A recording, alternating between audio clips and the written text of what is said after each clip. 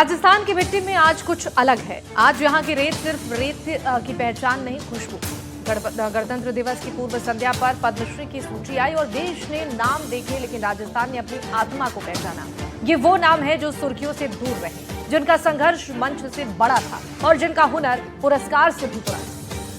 भपंग वादक गफरुद्दीन मेवाती ने अपनी कला को समाज से जोड़ा और वहीं तागा भाम भील ने अलगोजा वादन को अंतर्राष्ट्रीय मंचों तक पहुंचाया। कला के क्षेत्र में पद्मश्री के लिए चुने गए दोनों कलाकारों से जुड़ी हमारी खास रिपोर्ट।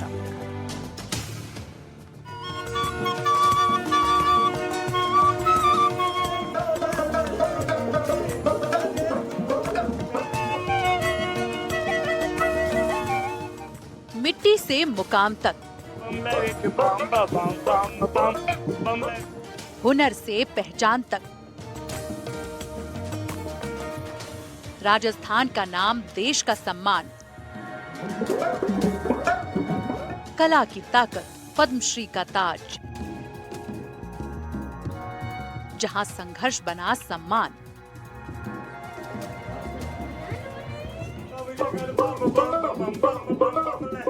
राजस्थान की धरती जहां परंपरा सांस लेती है और कला संघर्ष से जन्म लेती है। भारत सरकार ने पद्मश्री पुरस्कारों की घोषणा की तो उस सूची में राजस्थान के दो ऐसे नाम शामिल थे जिन्होंने कला को साधना और समाज सेवा को मिशन बनाया।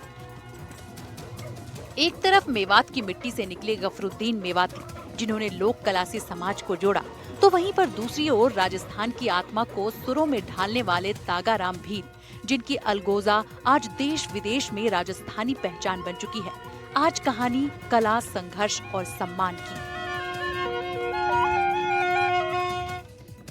पद्मश्री सम्मान 2026 लोक कला और समाज को जोड़ा, युवाओं को नशे से दूर रखा, वंचित बच्चों को निःशुल्क प्रशिक्षण दिया, मेवात की संस्कृति को मंच दिया। राजस्थान के पारंपरिक लोक कलाकार, गायकी और अलगोजा वादन में महारत, अलगोजा बलूच और साजन से पहचान, अलगोजा पारंपरिक राजस्थानी वाद्य यंत्र। ये दो नाम आज राजस्थान को प्रदेश ही नहीं पूरे देश में पहचान दे रहे हैं।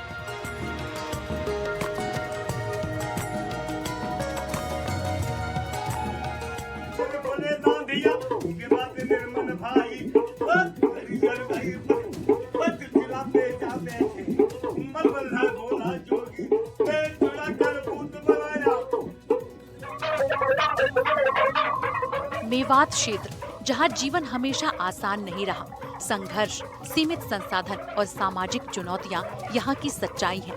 इन्हीं हालातों के बीच जन्म हुआ गफरुद्दीन मेवाती का। बचपन से ही लोक संस्कृति, संगीत और पारंपरिक कलाओं से उनका गहरा रिश्ता रहा। जब ज्यादातर युवा बेहतर भविष्य की तलाश में शहरों की तरफ निकल रहे थे, तब गफरुद्दीन ने अपनी जड़ों को थामे रखा। उनका मानना था, अगर कला जिंदा रही तो संस्कृति जिंदा रहेगी और समाज मजबूत बनेगा।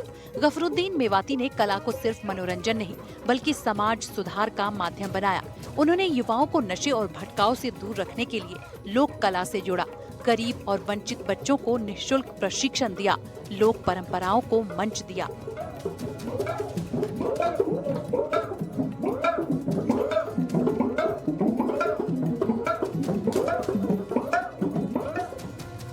डीग जिले के कैथवाड़ा गांव में जन्म, भपंग वादक, पांडुन का कड़ा लोक गायक, पांडुन का कड़ा गाने वाले कलाकार दुनिया के इकलौते ऐसे कलाकार हैं। 7 साल की उम्र में गाना शुरू किया था। 60 साल से अधिक पांडुन का कड़ा प्रदर्शन।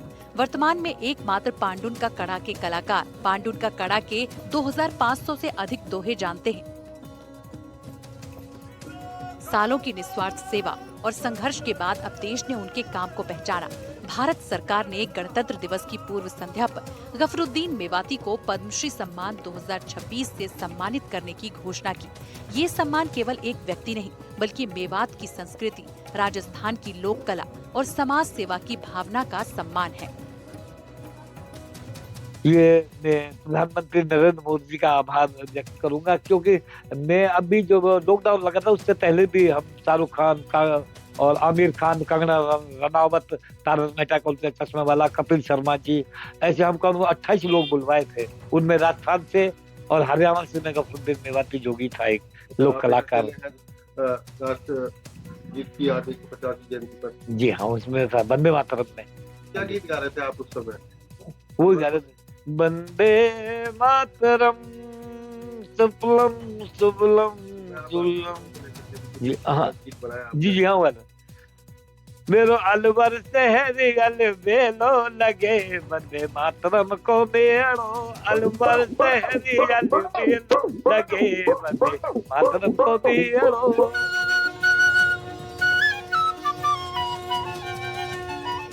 राजस्थान की पहचान सिर्फ रंगों और पहनावे में नहीं बल्कि उसके सुरों में बसती है और इन सुरों को देश दुनिया तक पहुंचाने वाले नामों में सबसे प्रमुख नाम है तागा राम भील। राजस्थान के पारंपरिक लोक कलाकार तागा राम भील अपनी गायकी और अलगोजा वादन के लिए देश विदेश में पहचाने जाते हैं। अलगोजा, ब्लूज और साजन जैसे गानों के जरिए उन्होंने पारंपरिक राजस्थानी संगीत को नए दौर की पहचान दी। अलगोजा राजस्थान का पारंपरिक वाद्य यंत्र जिसे तागा राम भील ने सिर्फ जिया नहीं बल्कि अंतर्राष्ट्रीय मंचों तक पहुंचाया।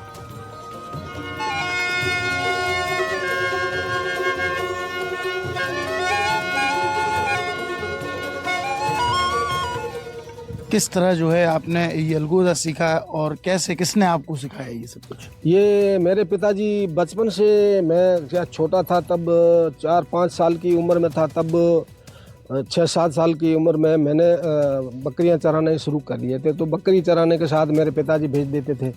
तो उस टाइम में पिताजी के अलगूजे थे तो कहीं रखे हुए थे, तो बक्से में के अंदर रखते थे छुपा के, तो मैं उसको चोरी से निकाल करके लेके जाता था। पिताजी बजाते थे, मुझे अच्छा लगता था तो मैं भी बजाऊं।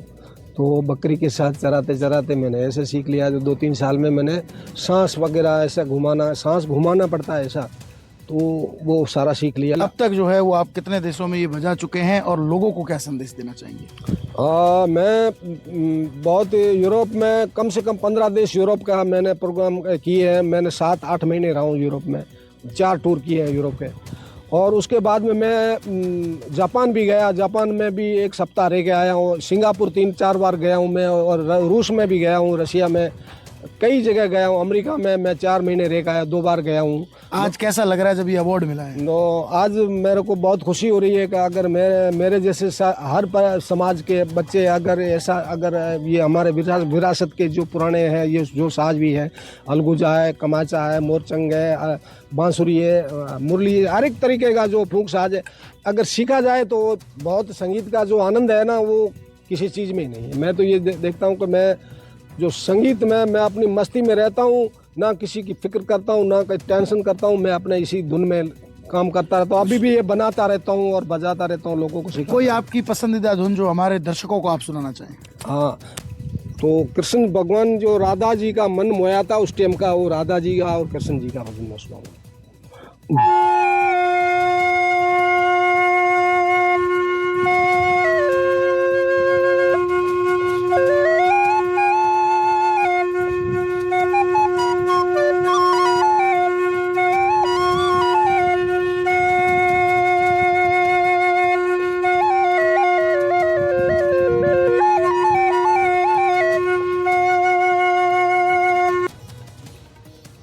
राजस्थान के पारंपरिक लोक कलाकार गायकी, अलगोजा वादन के लिए जाने जाते हैं।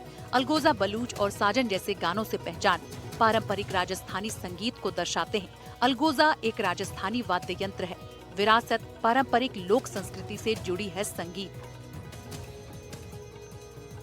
पद्मश्री सम्मान लोक संगीत, विरासत और पारंपरिक संस्कृति के संरक्षण में अतुलनीय योगदान के लिए भारत सरकार ने तागा राम भील को भी पद्मश्री सम्मान 2026 से सम्मानित करने की घोषणा की है। ये सम्मान राजस्थान की लोक परंपराओं और जनजातीय संगीत की जीवंत पहचान है। गफरुद्दीन मेवाती और तागा राम भील, 2 नाम, 2 अलग रास्ते, लेकिन मकसद एक, कला को जिंदा रखना और समाज को जोड़ना। इनकी कहानियां आज उन युवाओं के लिए प्रेरणा है जो सीमित हालातों में बड़े सपने देखते हैं। ये साबित करता है कि अगर इरादे मजबूत हो तो छोटे इलाकों से निकलकर देश के सबसे बड़े सम्मान तक पहुंचा जा सकता है। राजस्थान की मिट्टी से निकली ये 2 आवाजें आज पूरे देश की पहचान बन चुकी हैं। Bureau report, NDTV Rajasthan.